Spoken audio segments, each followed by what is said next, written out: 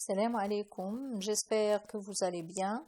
Bienvenue sur ma chaîne éducative. Aujourd'hui, je vais vous présenter une nouvelle leçon. Ça sera la subordination. C'est une leçon très importante. Vous en aurez besoin au collège comme au lycée. Et puisque les éléments de la subordination sont diversifiés, j'ai divisé la vidéo en 3 parties. La première partie, on va parler de la subordination relative. La deuxième partie, on va parler de la subordination conjonctive, à savoir complétive et circonstancielle. Et pour la troisième partie, on va parler de la subordination interrogative, directe et indirecte, plus un exercice d'application, bien sûr. Pour les objectifs de la leçon d'aujourd'hui, sont les suivants. Définir la phrase simple et complexe parce que c'est à partir de la phrase complexe qu'on va introduire la leçon. Puis les 3 manières pour relier 2 phrases, à savoir 2 propositions. Et enfin, on va parler de la proposition subordonnée relative. بالنسبة للدرس ديال اليوم إن شاء الله كيتعلق بمادة اللغة لا سيبورديناسيون أو ما يصطلح عليه بالتبعية. درس مهم جدا سوف تحتاجونه في الإعدادي كما في الثانوي. بما أن عناصر لا سيبورديناسيون أو التبعية هي عناصر متعددة، رأيت أن أقسم الفيديو إلى 3 أجزاء. الجزء الأول سوف نتكلم فيه عن لا سيبورديناسيون ريلاتيف أو ما يصطلح عليه بالتبعية النسبية.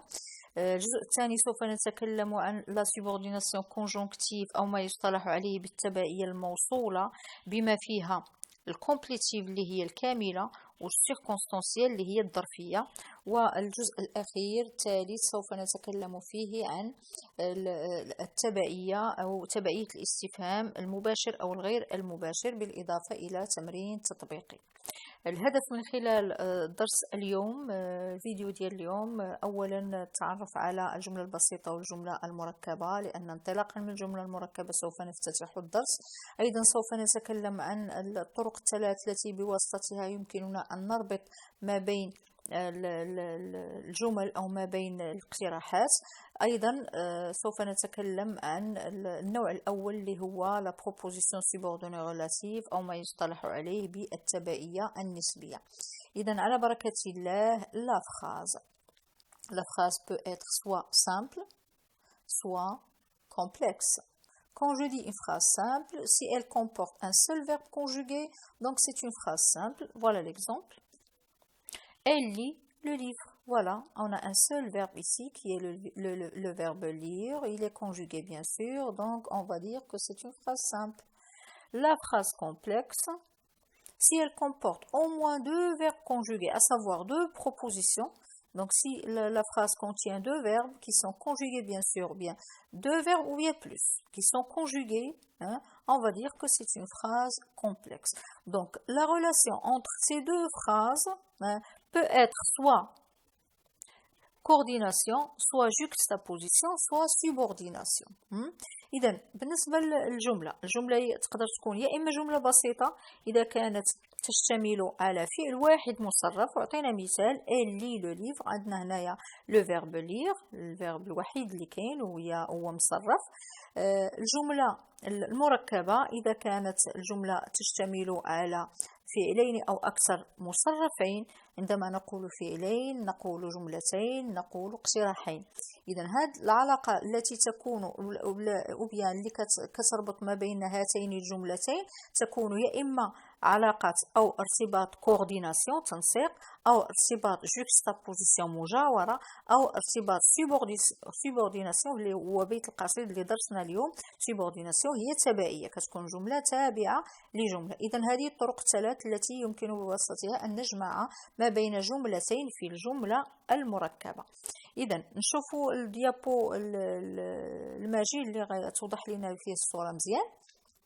إذا عندنا la phrase complexe peut être juxtaposée, coordonnée ou bien subordonnée.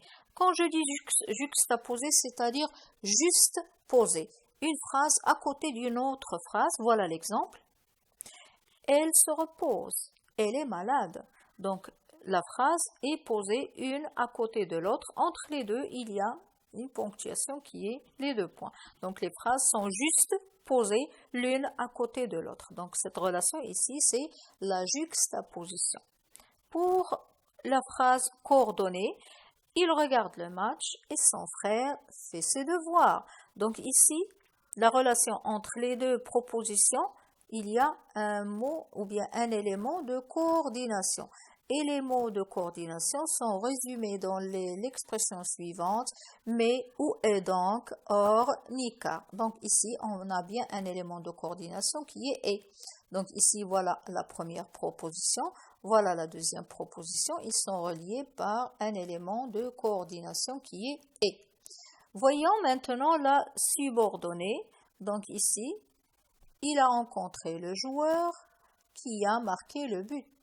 Donc ici, voilà la première phrase et voilà la deuxième phrase. Ils sont reliés entre eux par un mot subordonnant qui est qui. Mais attention, regardez la différence entre les autres phrases. La première phrase ici, elle se repose, on peut la lire indépendamment de l'autre.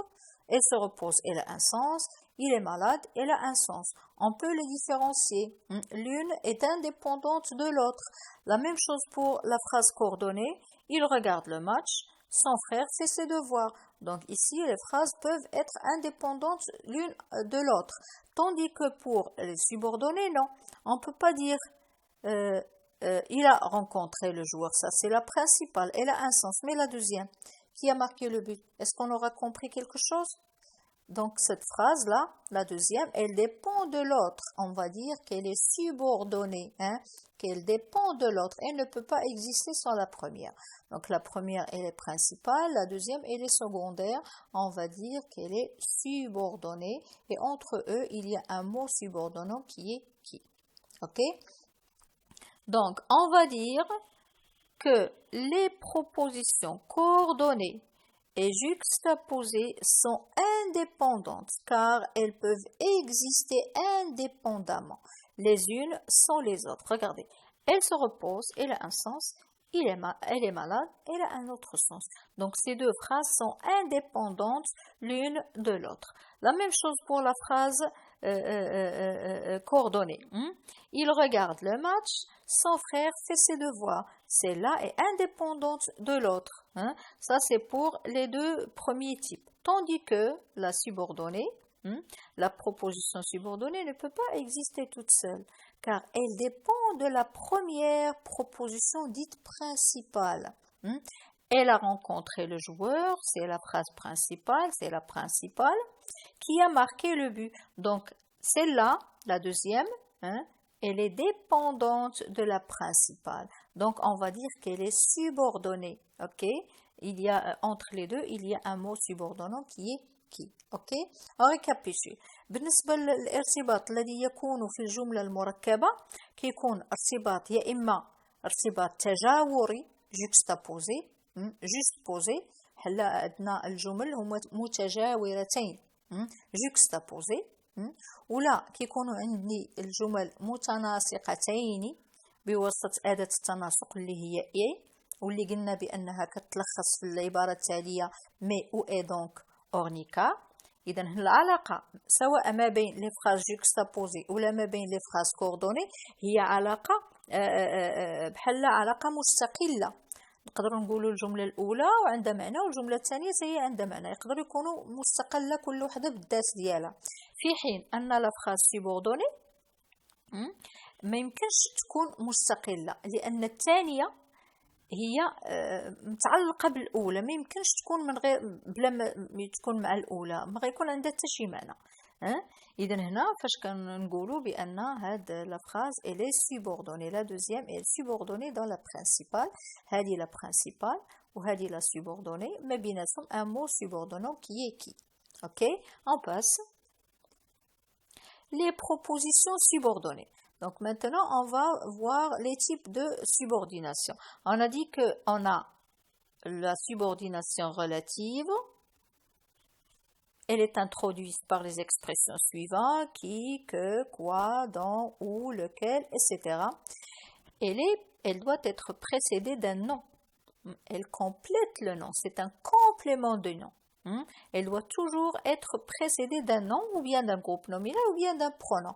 On les appelle antécédents. Ok, donc ça c'est la première façon de la relation. Il y a les types de la subordonnée relative, il y a la proposition subordonnée relative. Hein. Ça c'est le premier type. Le deuxième type, on a conjonctive, hein, la subordonnée conjonctive.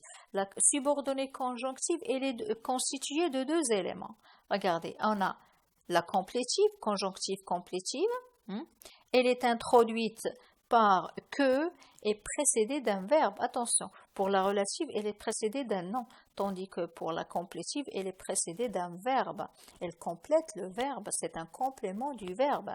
Hein? Le deuxième type de la proposition subordonnée conjonctive, on a la circonstancielle. Conjonctive, circonstancielle. On va expliquer les circonstances de l'action. Elle est introduite par les expressions suivantes, les éléments suivants, quand, lorsque, comme, si, alors, que, etc. Ok?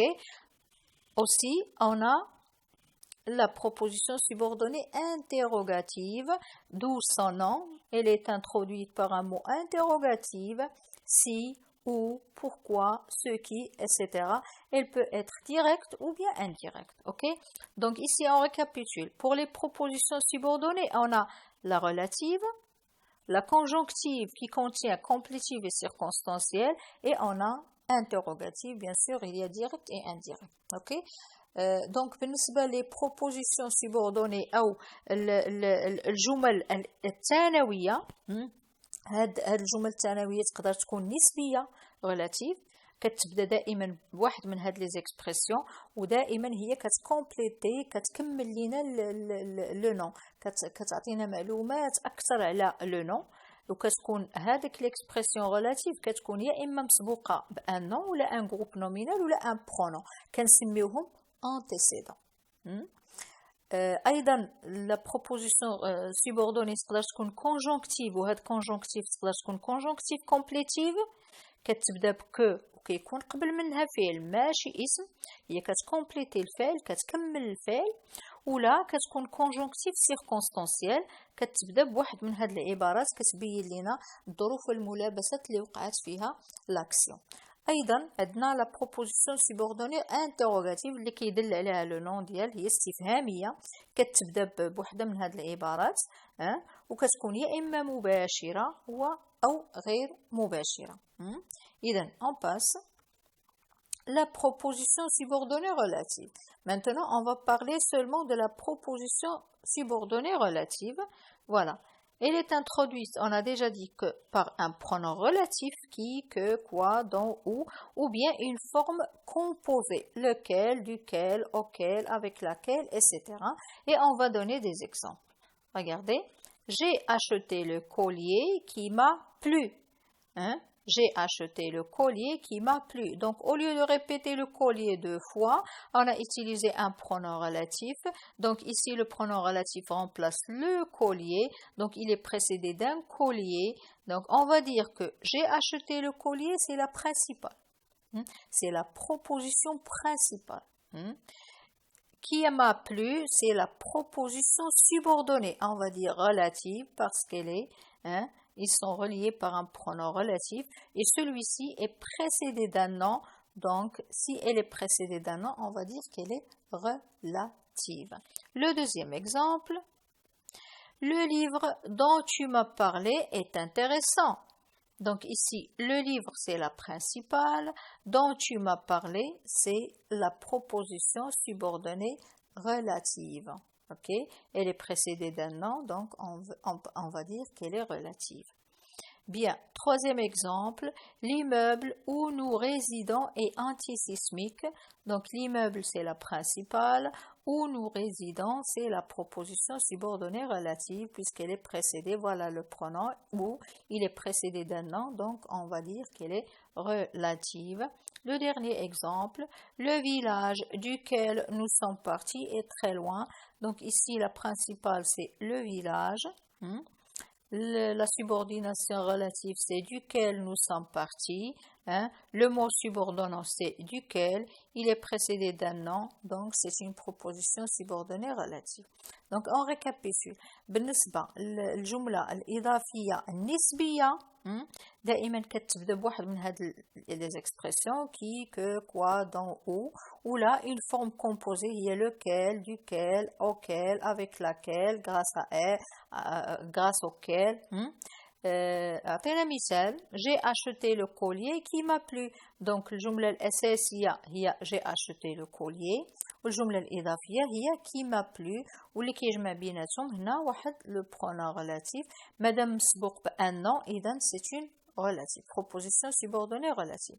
Le livre dont tu m'as parlé est intéressant, c'est la même chose, voilà الرئيسية et voilà la subordonnée relative et ainsi de suite. Voilà, j'espère que j'étais claire, j'espère aussi que vous avez bien assimilé la leçon d'aujourd'hui qui est la proposition subordonnée relative.